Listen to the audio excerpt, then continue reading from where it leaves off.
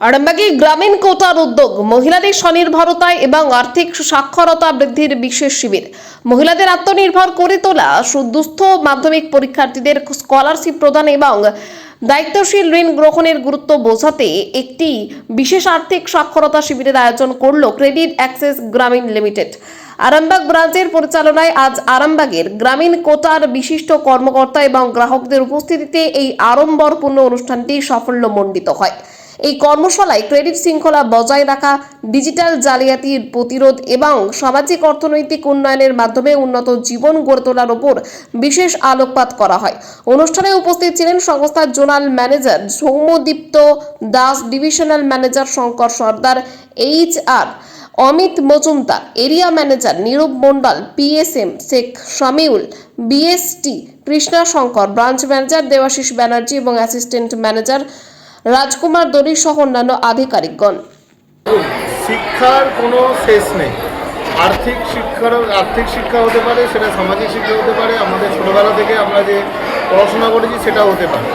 কিন্তু আমাদের যেটা চিন্তাভাবনা, যেটা অর্গানাইজেশনের দিক থেকে যে চিন্তাভাবনা, আমরা যে ধরনের মানে আর্থসামাজিকভাবে পিছিয়ে পড়া যে মহিলাদের সাথে আমাদের যে কাজ হয়, তারা বর্তমান দিনে সত্যি তারা আর্থিক যে সাক্ষরতা যেটা বলে, সেই আর্থিক সাক্ষরতাতে এখনও তারা অনেকটা পিছিয়ে।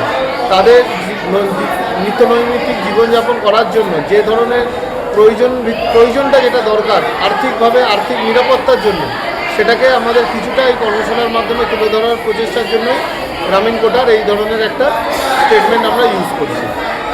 এই যে গ্রামীণ মহিলাদেরকে আপনাদের মাধ্যম দিয়ে যে লোন দেওয়া হচ্ছে, এই লোনের প্রসেসটা সম্বন্ধে যদি কিছু বলেন।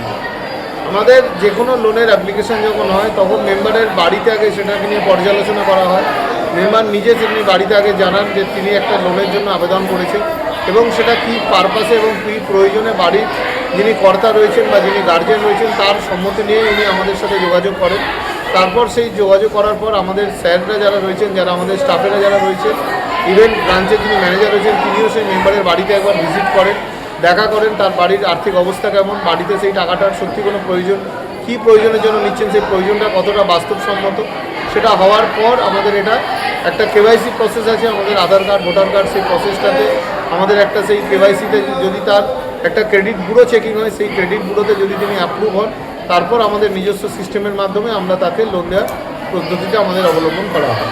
আমাদের এই বছরের একটা খুব ইউনিক একটা আমাদের প্রজেক্ট হিসেবে এটা আমাদের দেখা হচ্ছে, কলকাতার খুব নামকরা একটি NGO মিশন স্মাইল বলে, তাদের সাথে আমাদের একটা টাই আপ করা হয়েছে, যেখানে শুধুমাত্র যে সমস্ত ছোট বাচ্চা রয়েছে এবং তারা যদি মানে প্রাপ্তবয়স্ক এখনও হয়নি বা হয়েছে এরকমও যদি কেউ থেকে থাকে, তার ঠোঁটটা যদি কাটা থাকে মধ্যিখান থেকে, এটা খুব একটা মানে দুরারোগ্য একটা ব্যাধি যাকে আমরা বলি, সেই ধরনের বাচ্চাদেরকে ট্রিটমেন্টের জন্যই এই ধরনের আমাদের একটা প্রচেষ্টা।